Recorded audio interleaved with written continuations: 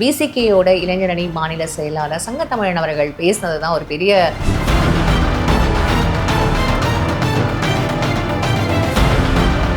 இல்லை, இந்த கேள்வி நியாயமான கேள்வி தான். ஒவ்வொரு கட்சியிலும் தன்னுடைய அடுத்த கட்ட வளர்ச்சியை நோக்கி தான் போவாங்க. ஆனால் இங்கே விசிகாவை பொறுத்த வரைக்கும் இன்னைக்கு தமிழ்நாட்டில் ஒரு தவிர்க்க முடியாத ஒரு இயக்கமாக உருவாகி வந்திருக்கு மாற்றுக்கருத்து. திமுக அடுத்தது ஒரு பெரிய வலுவான ஒரு இயக்கமாக இருக்குது. தமிழ்நாட்டினுடைய திருவள்ளூர்ல இருந்து கன்னியாகுமரி வரைக்கும் ஒரு கட்டமைப்பு இன்னைக்கு ரொம்ப ஸ்ட்ராங்காக உருவாக்கி வச்சிருக்காங்க. அதுக்கு பல உதாரணங்களை சொல்லிட்டு போகலாம். அந்த கட்சியினுடைய தலைவர் அண்ணன் திருமாவளவன் இன்னைக்கு போய் நைட்டு 1 மணிக்கு எங்கே நின்னாலும் அங்கே ஒரே அந்த இடத்துல கிட்டத்தட்ட ஒரு 5000 பேர் திறந்து நிற்கக்கூடிய அளவுக்கு மக்கள் அவரை கொண்டாடக்கூடிய மக்களாக இருக்காங்க. இப்போ கட்சி அடுத்த கட்டத்துக்கு வளர்ச்சி அடைஞ்சிருக்கு, அடுத்த கட்ட முன்னேற்றத்தை நோக்கி போகுது. அப்படிங்கும்போது அந்த கட்சி அவங்க கூட்டணி சார்பாக எங்களுக்கு சீட் அதிகமாக கொடுக்கணும்னு கேட்கறது அவங்க உரிமை இருக்கு. விசிகாவை பொறுத்த வரைக்கும் இந்த கட்சி இன்னைக்கு வளர்ச்சி அடைஞ்சிருக்கு. ஒரு சமூக முத்திரை குத்தப்பட்ட கட்சி இன்னைக்கு பொதுமக்களுக்கான கட்சியா, பொதுத்தளத்தில் உள்ள கட்சியாக மாறி இருக்கு. ஒரு பர்டிகுலர் சமூகத்துக்கு மட்டும்தான் திருமா அவர்கள் அதாவது அவர் பிணைக்கப்பட்டிருக்கார், இந்த சமூகத்துக்காக மட்டும்தான் இவர் அப்படின்னு சொல்லிட்டு அது கூட ஒரு பின்னடைவா இருக்கிறதுக்கான வாய்ப்பு. அதெல்லாம் உடஞ்சி ரொம்ப நாள் ஆயிடுச்சு.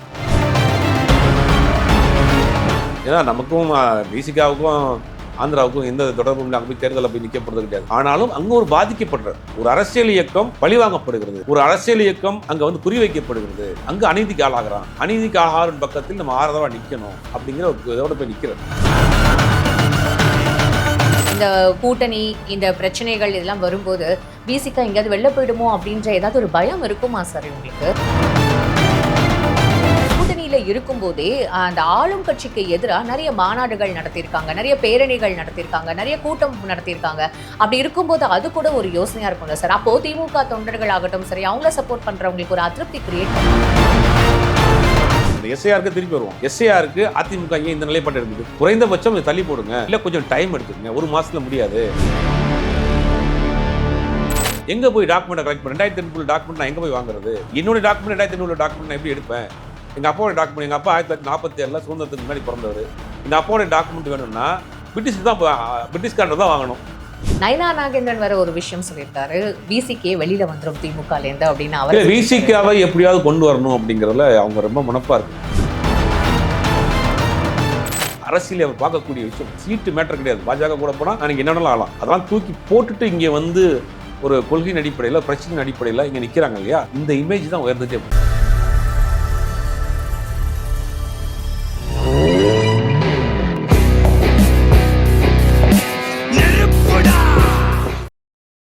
அனைவருக்கும் வணக்கம். இன்னைக்கு நம்மளோட மூத்த பத்திரிகையாளர் ஜுபேர் அவர் தான் நினைஞ்சிருக்காரு. நிகழ்ச்சிக்கு போகலாம் சார். வணக்கம் சார். இப்போ அடுத்ததா 2 நாளா பரபரப்பா பேசப்பட்ட ஒரு விஷயம், விசிகேயோட இளைஞரணி மாநில செயலாளர் சங்கத்தமிழன் அவர்கள் பேசினது தான் ஒரு பெரிய ஒரு பரவலான என்னடா இது அப்படின்னு திரும்பி பார்க்குற வைக்கிற அளவுக்கு பேசியிருக்கிறது. என்னன்றது உங்களுக்கே தெரியும். இந்த சீட்டு பங்கீடு தான். இத்தனை நாளாக எங்களுக்கு நீங்கள் 6 தான் கொடுத்துருக்கீங்க. இதுக்கு முன்னாடி கலைஞர் அவர்கள் இருக்கும்போதே 8 சீட்டு அலோகேட் பண்ணும்போது இப்போ ஏன் நீங்கள் 6 சீட்டு கொடுக்கறது அப்படின்றது ஒரு கேள்வி நியாயமாக பார்க்கப்படுது. இன்னொரு விஷயம் என்னன்னா, காங்கிரஸ் இங்கே பெருசாக செயல்படல, அவங்களுக்கு எதுக்கு 25 சீட்டு அப்படின்றதும் இங்கே கேட்கப்படுது சார். ஸோ ஃபர்ஸ்ட் இந்த கேள்விக்கு நீங்கள் என்ன? இல்லை, இந்த கேள்வி நியாயமான கேள்வி தான். ஒவ்வொரு கட்சியிலும் தன்னுடைய அடுத்த கட்ட வளர்ச்சியை நோக்கி தான் போவாங்க. அதனால் கேட்கறது எல்லாருக்கும் உரிமை இருக்குது. கூட்டணி கட்சியினுடைய ஒரு அடிப்படையில் கேட்குறாங்க. ஆனால் இங்கே விசிகாவை பொறுத்த வரைக்கும் இன்னைக்கு தமிழ்நாட்டில் ஒரு தவிர்க்க முடியாத ஒரு இயக்கமாக உருவாகி வந்திருக்குங்கிறது மாற்றுக்கருத்து. திமுக அடுத்தது ஒரு பெரிய வலுவான ஒரு இயக்கமாக இருக்குது. தமிழ்நாட்டினுடைய திருவள்ளூர்ல இருந்து கன்னியாகுமரி வரைக்கும் ஒரு கட்டமைப்பு இன்னைக்கு ரொம்ப ஸ்ட்ராங்காக உருவாக்கி வச்சிருக்காங்க. அதுக்கு பல உதாரணங்களை சொல்லிட்டு போகலாம். அந்த கட்சியினுடைய தலைவர் அண்ணன் திருமாவளவன் இன்னைக்கு போய் நைட்டு 1 மணிக்கு எங்கே நின்னாலும் அங்கே அந்த இடத்துல கிட்டத்தட்ட ஒரு 5000 பேர் திறந்து நிற்கக்கூடிய அளவுக்கு மக்கள் அவரை கொண்டாடக்கூடிய மக்களாக இருக்காங்க. ஏன்னா அப்போ ஒரு கட்டமைப்பை ரொம்ப ஸ்ட்ராங்காக வச்சிருக்காங்க. அந்த சிங்கிள் ஃபேஸ், அந்த ஒருத்தருடைய முகம் பெரிய கட்டுக்கோப்பாக ஒரு இயக்கத்தை உருவாக்கி வச்சிருக்காரு. அப்படிங்கும்போது திமுகவினுடைய வெற்றி அவங்களுக்கு ஒரு பெரிய, விசிகாவினுடைய பங்கு பெரிய பங்கு. அப்போ கட்சி அடுத்த கட்டத்துக்கு வளர்ச்சி அடைஞ்சிருக்கு, அடுத்த கட்ட முன்னேற்றத்தை நோக்கி போகுது. அப்படிங்கும்போது அந்த கட்சி அவங்க கூட்டணி சார்பாக எங்களுக்கு சீட் அதிகமாக கொடுக்கணும்னு கேட்கறது அவங்க உரிமை இருக்கு. ஆனால் அதே நேரத்தில் திமுக தரப்பு என்ன சொல்லுவாங்கன்னா, கூட்டணிகள் இந்த வட்டம் அதிகமாகுது. ஒரு பக்கம் பார்த்தீங்கன்னா இந்த முறை தேமுதிக உள்ள வர்றது மாதிரியான பேச்சுவார்த்தைகள் நடந்திருக்கு. அதனால என்னன்னா பேச்சு உறுதிப்படுத்தப்படலை. ஏறக்குறைய அவங்க அங்கதான் வருவாங்கிற ஒரு சூழல் இருக்கு. அப்படிங்கும்போது அது பேச்சு தான் பண்ணுவோம். 2வது, காங்கிரஸை பொறுத்த வரைக்கும் காங்கிரஸின் தயவு தமிழ்நாட்டில் காங்கிரஸுக்கு தமிழ்நாட்டில் திமுக தயவு தேவை. திமுகவிற்கு காங்கிரஸின் தலைவை டெல்லியில் தேவை. ஏன்னா அதுதான் சார் ஒரே தேசிய கட்சி, 2 தேசிய கட்சி, காங்கிரஸ் அண்ட் பிஜேபி. இல்ல அது மட்டும் கிடையாது. இன்னைக்கு வலுவான ஒரு எதிர்க்கட்சி, இந்தியாவின் ஒரு வலுவான எதிர்க்கட்சியா காங்கிரஸ் கட்சி இருக்கு. கிட்டத்தட்ட 100 எம்பிகள் இருக்கிறாங்க. இப்போ மாநிலம் சம்பந்தப்பட்ட ஒரு பிரச்சனை இனி நாடாளுமன்றத்தில் கொண்டு போகணும், அது பெரிய அளவில் ப்ரொட்டஸ்ட் பண்ணணும், ஒரு பெரிய ஆர்ப்பாட்டம் நடத்தணும்னா வலுவான அந்த கூட்டணி வேணும்ல.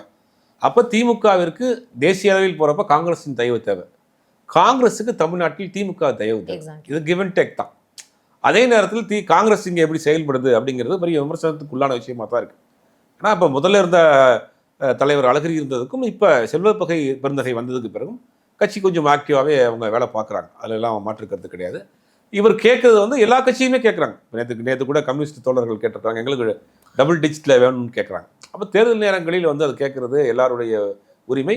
விசிகாவை பொறுத்த வரைக்கும் இந்த கட்சி இன்னைக்கு வளர்ச்சி அடைஞ்சிருக்கு. இந்த கிட்டத்தட்ட 5 ஆண்டுகளில் ஒரு பெரிய அளவில் வளர்ச்சி அடைஞ்சிருக்கு. ஒரு சமூக முத்திரை குத்தப்பட்ட கட்சி இன்னைக்கு பொதுமக்களுக்கான கட்சியா, பொதுத்தளத்தில் உள்ள கட்சியா மாறி இருக்கு. இன்னைக்கு அனைத்து சமூக மக்களும் ஏற்றுக்கொள்ளக்கூடிய ஒரு கட்சியா இன்னைக்கு வந்திருக்கு. இதுல நான் கண்டிப்பா இதுல ஒரு கேள்வி எனக்கு என்ன இருக்கு அப்படின்னா, இப்போ ஒரு பர்டிகுலர் சமூகத்துக்கு மட்டும்தான் வந்து திருமா அவர்கள் வந்து அதாவது அவர் பிணைக்கப்பட்டிருக்கார், இந்த சமூகத்துக்காக மட்டும்தான் இவர் அப்படின்னு சொல்லிட்டு, அது கூட ஒரு பின்னடைவா இருக்கிறதுக்கான வாய்ப்பு. அதெல்லாம் உடஞ்சி ரொம்ப நாள் ஆயிடுச்சு. அதெல்லாம் உடைச்சு ரொம்ப வெளியில வந்து பல வருஷம் ஆகி போச்சு. இன்னைக்கு எல்லாருக்குமான மக்களுக்கான ஒரு இது அப்படின்னு சொல்லிட்டு இன்னைக்கு வந்து பாதிக்கப்பட்ட மக்களின் தலைவர் அப்படின்ற மாதிரி இப்போ யாரெல்லாம் பாதிக்கப்படுறாங்களோ அவங்களுக்கான தலைவராக இருக்கிறார். அது தமிழ்நாட்டை மட்டும் கிடையாது, அகில இந்திய அளவில். நான் பல முறை சொல்லியிருக்கிறேன், பல முறை பார்த்து பல சம்பவங்களை ஆச்சரியப்பட்டிருக்கேன். ஜெகன்மோகன் ரெட்டி ஆந்திராவில் வந்து தோல்வியை தழுவுறாரு, சந்திரபாபு நாயுடு ஆட்சிக்கு வர்றாரு. அப்போ ஜெகன்மோகன் ரெட்டியினுடைய கட்சி நிர்வாகிகள் மீதெல்லாம் வழக்குகள் போடுறாங்க, சில பேர் கொலைகளும் கூட நடக்குது, சில கொலைகள் நடக்குது. அப்போ அதை வந்து என்ன பண்ணுறோன்னா ஒரு பெரிய ஒரு ஆர்ப்பாட்டத்தை டெல்லியில் முன்னெடுக்கிறார் யார், ஜெகன்மோகன் ரெட்டி. அப்போ இவர் அந்த கூட்டத்தில் கலந்து கொண்டார். திரும்ப வந்து அந்த கூட்டத்தில் கலந்து கொண்டு அவருக்கு ஆதரவாக டெல்லியில் பேசுகிறார். ஏன்னா நமக்கும் பிசிகாவுக்கும் ஆந்திராவுக்கும் எந்த தொடர்பும் இல்லை, அங்கே போய் தேர்தலில் போய் நிற்க போகிறது கிடையாது. ஆனாலும் அங்கே ஒரு பாதிக்கப்படுறார். ஒரு அரசியல் இயக்கம் பழிவாங்கப்படுகிறது, ஒரு அரசியல் இயக்கம் அங்கே வந்து குறிவைக்கப்படுகிறது, அங்கே அநீதிக்கு ஆளாகிறான், அநீதிக்கு ஆகாரின் பக்கத்தில் நம்ம ஆதரவாக நிற்கணும் அப்படிங்கிற ஒரு இதோட போய் நிற்கிறார். அதெல்லாம் வந்து இன்றைக்கி பொதுமக்கள் மத்தியில் வந்து என்னன்னா ஒரு பொதுத்தளத்துக்கு வந்து எந்த இடத்துலையாவது ஒரு சாதிய வன்மத்தையோ மத வன்மத்தையோ தனிநபர் தாக்குதலையோ எதிர்க்கட்சியை சேர்ந்த நபர்களை கூட அவர்கள் தரம் சார்ந்து ஒரு நாள் விமர்சனம் பண்ணுறாங்க. பாஜகவை கடுமையாக விமர்சனம் பண்ணுறாரு. ஆனால் பாஜகவையோ பாஜக தலைவர்களையோ கருத்தியல் ரீதியாக தான் பேசுவார், அவருடைய தனிப்பட்ட காயத்தோடு பேசுவாங்க. தனிப்பட்ட வாழ்க்கையும் என்னைக்குமே வந்து குறிப்பிட்டு தனிப்பட்ட நபர்களை கூட ஒரு நபர்களையும் அந்த மாதிரி பேசுனது இல்லை. அதெல்லாம் வந்து தமிழ்நாட்டு மக்கள் இன்னைக்கு பார்க்குறாங்க. ஒரு பக்குவப்பட்ட ஒரு அரசியல் தலைவராக இருக்கிறாரு. விமர்சனம் கூட ரொம்ப நாகரிகமாக இருக்கும். அவருடைய விமர்சனங்கள் மத்திய அரசை நோக்கியோ இல்லை கூட்டணி கட்சியாக இருக்கக்கூடிய திமுகவை நோக்கியோ இல்லை எதிர்க்கட்சிகளை நோக்கியோ அவர் வைக்கக்கூடிய விமர்சனத்தில் கூட மிகப்பெரிய ஒரு நாகரிக அரசு. இன்றைக்கி நாகரிக அரசியல்ங்கிறது முக்கியமாக இருக்குது. இன்றைக்கி பார்த்தீங்கன்னா சிலர் வந்திருக்கிறாங்க, அவங்க பேசுகிற பேச்சுக்கள்லாம் நம்ம பார்க்குறோம். ஒரு நாளும் ஒரு இடத்துலையும் சரி அந்த மாதிரி தன்னுடைய வார்த்தைகள்கிட்ட வந்து எந்த நம்ம பிள்ளையே இருக்காது. சார் இப்போ இவ்வளோ இருக்குல்ல சார், இப்போது திமுகவோட விசிகா எவ்வளோ வந்து ஒரு ஸ்ட்ராங்கான ஒரு பாண்டிங் எத்தனை நாளாக கிரியேட் பண்ணியிருக்குன்றது நமக்கு தெரியும் சார், அது ஸ்டாலின் அவர்களுக்கும் தெரியும். அப்படி இருக்கும்போது இப்போ திடீர்னு இந்த கூட்டணி இந்த பிரச்சனைகள் இதெல்லாம் வரும்போது விசிகா எங்கேயாவது வெளில போயிடுமோ அப்படின்ற ஏதாவது ஒரு பயம் இருக்குமா சார் இவங்களுக்கு? இல்லை, அது வந்து கொள்கை ரீதியாக அவங்க இருக்கிறாங்க. சீட்டு அந்த மாதிரி ஆட்சி அதிகாரம்ங்கிறதெல்லாம் 2வது விஷயம். 2021 சரி, இப்போ அவங்கள சார்ந்த மக்கள் இப்போ அவங்களுக்கு சப்போர்ட் பண்றவங்க எல்லாரும் அதற்கான உரிய அங்கீகாரத்தை திமுக கொடுப்பாங்க, மாற்றுக்கிறது கிடையாது. ஆனால் சீட்டு இதெல்லாம் தாண்டி ஒரு விஷயம் இருக்கு. அங்கே வந்து தமிழ்நாட்டினுடைய உரிமைகள் இருக்கு, மாநில உரிமைகள் இருக்கு, மாநில சுயாட்சி இருக்கு. இதெல்லாம் வந்து இன்னைக்கு ஒரு பெரிய கேள்விக்குறியா இருக்கு. இப்போ இவங்க இதெல்லாம் சமாதானம் பண்ணிக்கிறாங்க, சீட்டுகள் அவங்கள்ட்ட பேச்சு சமாதானம் பண்ணிக்கிறாங்க. இது ரொம்ப முக்கியமான விஷயமா இருக்கு. இன்னைக்கு எஸ்ஐஆர்னு ஒன்று கொண்டு வந்துருக்காங்க. வாரத்துக்கு 3 நாள் அவங்க வீட்டுக்கு வருவோம். ஆமாம், 4 வாரம், நான் 3 12 நாள், ஒரு மாதத்துக்குள்ள 6.5 கோடி பேரை நீங்கள் எப்படி கணக்கெடுத்து முடிப்பீங்க? 1.5 லட்சம் பேர் கிட்ட வந்து இதில் எம்ப்ளாய் பண்ணியிருக்காரதா எம்ப்ளாய் பண்ணியிருந்தாங்கன்னா இப்போ நான் வந்து வாரத்துக்கு 3 நாள், வியாழன் செவ்வாய் புதன் வியாழன் 3 நாள் வர்றீங்க. உங்கள் வீட்டில் 2 பேர் இங்கே வேலைக்கு போயிடுறீங்க, வந்து பார்த்துட்டு வீடு போட்டுட்டு க்ளோஸ்னு எழுதி போயிட்டாங்கன்னா நீங்கள் என்ன பண்ணுவீங்க? திருப்பி உங்கள் டாக்குமெண்ட் எடுத்துக்கிட்டு நீங்கள் போய் கலெக்டர் ஆஃபீஸில் நிற்கணும், இல்லாட்டி வந்து அந்த தாலுகா ஆஃபீஸில் போய் நிற்கணும். எப்படி சாத்தியம்? சரி, அப்படியே வந்து கேட்குறாங்க, 2002 நீங்கள் யாருக்கு ஓட்டு போட்டீங்க, உங்கள் அப்பா யாருக்கு ஓட்டு போட்டாங்கன்னா நான் ஓட்டு போட்டது எனக்கு தெரியாது. 2002 போய் நான் எங்கே போய் டேட்டா எடுப்பேன்?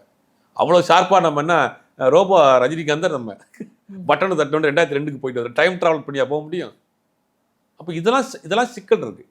இதெல்லாம் வந்து திட்டமிட்டு ஏதோ ஒரு சதி வேலை நடத்துகிறாங்க, புதிய வடதிய வாக்காளர்களை சேர்க்க போறாங்க. இது ஒரு மாநில பிரச்சனை. சண்டை அப்புறம் போடலாம், சீட் அப்புறம் வாங்கலாம். ஓட்டுறத தானே நம்ம எலெக்ஷன் வைக்க முடியும். இதெல்லாம் இந்த பிரச்சனையை இந்த மாதிரியான பிரச்சனை 1-2 பிரச்சனை இல்லை. இந்த மாதிரியான டீலிமிட்டேஷன் கொண்டு வர்றாங்க. டீலிமிட்டேஷன்ல தென் மாநிலங்களுக்கான உரிமைகளே மொத்தமா போக போகுது. வட மாநிலங்களுடைய எம்பிகள் எண்ணிக்கை அதிகரிக்க அது இன்னும் அது ஊர்ஜிதப்படுத்தல சார். அமித்ஷா கூட வரக்கூடிய காலங்களில் சொல்றேன், நமக்கு வர வேண்டிய ஃபண்டு வர மாட்டேங்குது, ஜிஎஸ்டி பிரச்சனையா இருக்கு, மாநில உரிமைகள் பிரச்சனையா இருக்கு, கல்வி பிரச்சனையா இருக்கு, இதெல்லாம் ஒரு பெரிய பிரச்சனையா இருக்கு. இந்த பிரச்சனையின் அடிப்படையில் உருவான கூட்டணி. சரி, இந்த திமுக கூட்டணியில் இருக்கக்கூடிய எல்லா கட்சிகளுமே பிரச்சனையின் அடிப்படையில் கூட்டணி. ஆனா அதே நேரத்தில் அந்தந்த கட்சிகளுக்கான ஒரு அங்கீகாரம் இருக்கு, அந்தந்த கட்சிகளுக்கான ஒரு வளர்ச்சி இருக்கு. இப்போ இந்த 5 வருஷத்துல நீங்க விசிகாவினுடைய வளர்ச்சிங்கிறது ஒரு பெரிய வளர்ச்சி. அதுதான் சார் நான் சொல்ல வந்தேன். அப்ப அவங்களும் வந்து அதிகார மையத்தை நோக்கி போறது அப்படின்றது வந்து ரொம்ப இயல்பான ஒரு விஷயம். இயல்பான எல்லா கட்சிக்கும் இன்னைக்கு கம்யூனிஸ்டுகள் கேட்டிருக்கிறாங்க, விசிகாவும் கேட்டிருக்கிறாங்க. அப்படிங்கும் போது அதை வந்து 2 தலைவர்கள் மத்தியில பேசி சுமூகமான முடிவு எடுப்பாங்க. கண்டிப்பாக போன முறையை விட அந்த முறை அதிகமான சீட் கேட்பாங்க, கொடுப்பாங்க, நிற்பாங்க. ஏன்னா வைகோ அவர்களுக்கு கூட ஒரு சீட்டு கொடுத்துருக்கிறது அப்படின்றத வந்து இதுவே, ஏன்னா வைகோ அவர்கள் எவ்வளோ ஸ்ட்ராங்கான ஒரு கட்சியா, எப்படி எல்லாருமே ஒரு புரட்சியா பேசி எல்லாருக்கும் வந்து ஒரு பெரிய இதை கிரியேட் பண்ணியிருக்காருன்றது நமக்கு தெரியும்ல சார். அவருக்கு கூட ஒரு கட்சி தான் கொடுத்தது போது இப்போ அது கூட ஒரு பேச்சு பொருளாக தானே சார் இருக்கு. இருக்கும். அதாவது என்னன்னா, இப்போ உடனே வந்து எல்லாருக்கும் சீட்டை கொடுத்துட மாட்டாங்க. இந்த 5 வருஷத்துல கூட்டணி கட்சியினுடைய பெர்ஃபார்மன்ஸ், அந்த கட்சியினுடைய வளர்ச்சி, மக்கள் கிட்ட அவங்களுக்கு இருக்கிற செல்வாக்கு. இப்போ ஒரே தொகுதியில ஒருத்தர் நிற்கிறாரு, கூட்டணி சார்பாக ஒருத்தர் வாங்கி நிற்கிறாரு, அந்த தொகுதியில் வந்து இந்த கட்சியினுடைய மாவட்ட செயலாளர் நிற்கணும்னு ஆசைப்படுவார். அப்போ அதெல்லாம் வந்து பேச்சுவார்த்தை குழு ஒன்று போடுவாங்க. கண்டிப்பாக கூட்டணி சம்பந்தமான பேச்சுவார்த்தை நடத்துவதற்கான ஒரு குழு போடுவாங்க. அவங்க தரப்பில் பேசுவாங்க. அதற்கு பிறகு இதுக்கு மேலிடத்துல பேசுவாங்க. இதெல்லாம் நடக்கும். ஆனால் விசிகாங்கிறது இன்னைக்கு ஒரு மேஜர் பார்ட்னராக இருக்காங்க. திமுகவுக்கு மிக மிக முக்கியமான ஒரு மேஜர் பார்ட்னராங்க. ஒரு கோர் ஓட் பேங்க் இன்னைக்கு இது விசிகாவுக்கு தமிழ்நாடு முழுவதும் இருக்கு. நீங்கள் அங்கே ஒன்றும் இங்கே ஒன்றுமாக பல்காக இருக்கக்கூடிய சாம்பிளாக இருக்கக்கூடிய ஓட் பேங்க் கிடையாது சார். அப்படி இருக்கும்போது இல்லை சார், விசிகே கூட்டணியில் இருக்கும்போதே அந்த ஆளும் கட்சிக்கு எதிராக நிறைய மாநாடுகள் நடத்தியிருக்காங்க, நிறைய பேரணிகள் நடத்தியிருக்காங்க, நிறைய கூட்டம் நடத்தியிருக்காங்க. அப்படி இருக்கும்போது அது கூட ஒரு யோசனையா இருக்கும்ல சார். அப்போ திமுக தொண்டர்கள் ஆகட்டும் சரி, அவங்கள சப்போர்ட் பண்றவங்களுக்கு ஒரு அதிருப்தி கிரியேட் பண்ண, அதுதான் ஜனநாயகம். அதுதான் ஜனநாயகம். கூட்டணியில் இருந்தால் கூட அவர்கள் சொல்வதை நம்ம ஏற்றுக்கிற முடியாது. நமக்கான ஒரு கொள்கை இருக்குல்ல, நமக்கான ஒரு கோட்பாடு இருக்குல்ல, நமக்கான ஒரு லட்சியம் இருக்கு, அதை நான் ஃபாலோ பண்ணுவோம். இப்போ அதிமுக கூட்டணி என்ன இருக்குது? ஒன்றுமே கிடையாது. பாஜகவிடம் மொத்தமாக போய் சரண்டர் அடைஞ்சிட்டு அவங்க சொல்கிறத கேட்டுட்டு வாயை பொத்திக்கிட்டு கையை கட்டிட்டு நிற்கிறாங்க. அவர்களுக்கான சொந்தமாக முடிவெடுக்கக்கூடிய கூட முடியாமல் நிற்கிறாங்க. இந்த எஸ்ஐஆருக்கு திருப்பி வருவோம். எஸ்ஐஆருக்கு அதிமுக ஏன் இந்த நிலைப்பாடு எடுக்குது? குறைந்தபட்சம் இதை தள்ளி போடுங்க, இல்லை கொஞ்சம் டைம் எடுத்துக்கங்க, 1 மாதத்தில் முடியாது, எல்லாரும் சொல்கிறக்கூடிய விஷயம் தான். ஒரு 6 மாதமாக டைம் வச்சுக்கோங்க, 6 மாதத்துக்கு முன்னாடி ஆரம்பிச்சிருக்கணும், இல்லாட்டி தேர்தலுக்கு பிறகு ஆரம்பிங்க. எங்கே போய் டாக்குமெண்ட்டை கலெக்ட் பண்ண 2002 டாக்குமெண்ட் நான் எங்கே போய் வாங்குறது? என்னுடைய டாக்குமெண்ட் 2002 டாக்குமெண்ட் நான் எப்படி எடுப்பேன்? எங்கள் அப்பாவோட டாக்குமெண்ட், எங்கள் அப்பா 1947 சுதந்திரத்துக்கு முன்னாடி பிறந்தவர். எங்கள் அப்பாவோட டாக்குமெண்ட் வேணும்னா பிரிட்டிஷ்காரர் தான் வாங்கணும். சார் என்ன சார் கலாய்ச்சிட்டு? உண்மைதான் அது. எங்கள் அப்பா 1947 சுதந்திரத்துக்கு முன்னாடி பிறந்தவர். எங்கள் அப்பா சுதந்திரத்துக்கு அதுக்கு பிறகு தான் 1950 தான் நம்ம டாக்குமெண்ட் மெயின்டைன் பண்ண ஆரம்பிக்கிறோம். அப்போ எங்கே போய் எடுப்பீங்க? நான் எங்கள் அப்பா 1947 சுதந்திரத்துக்கு முன்னாடி வீட்டில் பிறந்தவர். ஏதோ 11 வந்து அவங்களும் கிரைட்டீரியாஸ் கொடுத்துருக்காங்கல்ல சார், இந்த டாக்குமெண்ட்ஸ்லாம் அட்டாச் பண்ணுறது. இப்போ 12ஆவதா ஒரு டாக்குமெண்ட் 2000க்கு பிறகு பிறந்த எல்லாருமே அப்பா அம்மாவுடைய குடியுரிமையை நிரூபிக்கணுங்கிறாங்க. இதெல்லாம் சிக்கல். இதுக்கு நீங்கள் அதிமுக என்ன சொல்லியிருக்கணும்? குறைந்தபட்சம் இந்த மாதிரியான கிளாஸஸ் எல்லாம் நீங்கள் எடுங்க, குறைந்தபட்ச கண்டிஷன்ஸோட நீங்கள் ஆதரவு கொடுத்துடலாம். கண்ணை மூடிட்டு ஆதரவு கொடுக்கறதா நீங்கள் உங்களை அடிமன்றான் சார். இப்போ இதெல்லாம் ஒரு பக்கம் இருக்குது. இப்போ இவ்வளோ பிரச்சனைகள், இவ்வளோ சிக்கல்கள் இருக்குல்ல சார். இப்போ காங்கிரஸ் எந்த அளவுக்கு சார் ஒரு நிலைப்பாடு எடுக்கும்? இதோட நயனா நாகேந்திரன் வேற ஒரு விஷயம் சொல்லியிருக்காரு, விசிகே வெளியில வந்துடும் திமுகலேருந்து அப்படின்னு. அவர் விசிகாவை எப்படியாவது கொண்டு வரணும் அப்படிங்கிறதுல அவங்க ரொம்ப முனப்பா இருக்கிறாங்க. விசிகாவை எப்படியாவது திமுக கூட்டிலேருந்து வெளியே ஏற்றிடணும் அப்படின்னு. இது சில பேர் வந்து சோசியல் மீடியாலையும் சரி, தொலைக்காட்சி விவாதங்களையும் சரி, 2 சீட்டுக்கு போய் உட்காந்துருக்குறாங்க, 3 சீட்டுக்கு போய் விசிகா உட்காந்துருக்கு அப்படின்னு. சீட்டு இல்லாமல்லாம் போய் உட்காரல. It is not a matter of seat. Seat matter கிடையாது, ஒன்றும் கிடையாது. இன்னைக்கு பாஜகவிற்கு கண்ணை சச்சா போதும். இன்னைக்கு இருக்கக்கூடிய முக்கியமான போர்ட்போலியோவில் பாஜக விசிகாவுக்கு கொடுக்கறதுக்கு மத்தியில் தயாராக இருக்குது. விசிகாவினுடைய தேவை, அவங்க இங்கே வந்த பக்கம் வந்துட்டாங்கன்னா அவங்க அகில இந்தியாவில் வச்சு அவர் அரசியல் பண்ணுவாங்க. ஏன்னா ஒரு அகில இந்திய தலைவராக கொஞ்சம் கொஞ்சமாக உருமாறிக்கிட்டு இருக்கிறாரு. அப்போ அவருக்கு அது சீட்டுக்கு மேட்டரே கிடையாது. சீட்டுக்காக போகக்கூடிய கட்சியாக விசிகா இருந்தாலும் இன்றைக்கி மத்தியில் முக்கியமான ஒரு அமைச்சர், அவங்க கேட்ட சீட்டை கொடுப்பாங்க. 10 இல்லை 20 சீட் கூட அதிமுக கொடுக்கறதுக்கு தயாராக இருக்கும். மத்தியில் அவங்க கேட்குற டிபார்ட்மெண்ட் கொடுக்குறதுக்கு அமைச்சராக தயாராக இருக்காங்க. 2 MP இருக்காங்க, 2 பேரும் அமைச்சர் இருப்பாங்க. இத்தனை ஆஃபரையும் விட்டுட்டு வந்துருக்கோம். அதான் முக்கியம் மேட்ரு. இப்போ சீட்டுக்காக இல்லை. 4 சீட்டு கொடுக்குறாங்க, 2 சீட்டுக்காக போய் அங்கே நிற்கிறாங்க. 2 சீட்டுக்காக போய் நிற்கலப்பா, இத்தனை சீட்டை விட்டுட்டு வந்து அங்கே நிற்கிறோம் கொள்கை ரீதியாக. அதனால தான் தமிழ்நாட்டில் இவருடைய இமேஜ் கூட்டிகிட்டே போகுது. ஓகே, என்ன இருந்தாலும் ஒரு சீட்டுக்காக போகாம கொள்கை ரீதியா இன்னும் சப்போர்ட் பண்றதுக்காக தான் இவங்க திமுக தனிப்பட்ட ஒரு தனி மக்களுக்கும் அது கண்டிப்பா அந்த புரிதல் இருக்கும்ல சார். ஒரு தனியான ஒரு செல்வாக்குள்ள ஒரு தலைவராக, எல்லோரும் மதிக்கக்கூடிய ஒரு தலைவராக உருமாறிக்கிட்டே வர்றாரு. இன்னைக்கு வந்து எல்லா சமூக மக்களும் ஏற்றுக்கொள்ளக்கூடிய ஒரு இண்டிவிஜுவலான ஒரு லீடராக இன்னைக்கு அவரை பார்க்குறாங்க.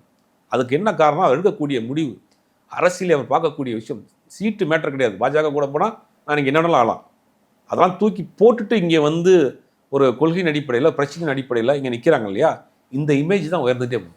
இதுதான் விசிகாவுக்கு மிகப்பெரிய பலம். அங்கே ஒரு ஆஃபர் இருக்குது, வேணான்ட்டு இங்கே வந்து நிற்கிறாங்கல்ல, அப்போ கொள்கை ரீதியான கூட்டணியா இல்லையா? Exactly sir.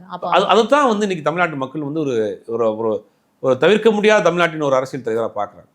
அந்த அரசியல் பார்வைங்கிறது, அரசியல் அவருடைய புரிதல்ங்கிறது, அவருடைய நடவடிக்கையும் சரி, அவருடைய பேச்சுகளும் சரி, இன்னைக்கு எல்லோரும் கொண்டாடக்கூடிய, அவர் வட்டத்துக்குள்ள அடைக்க பார்த்தாங்க.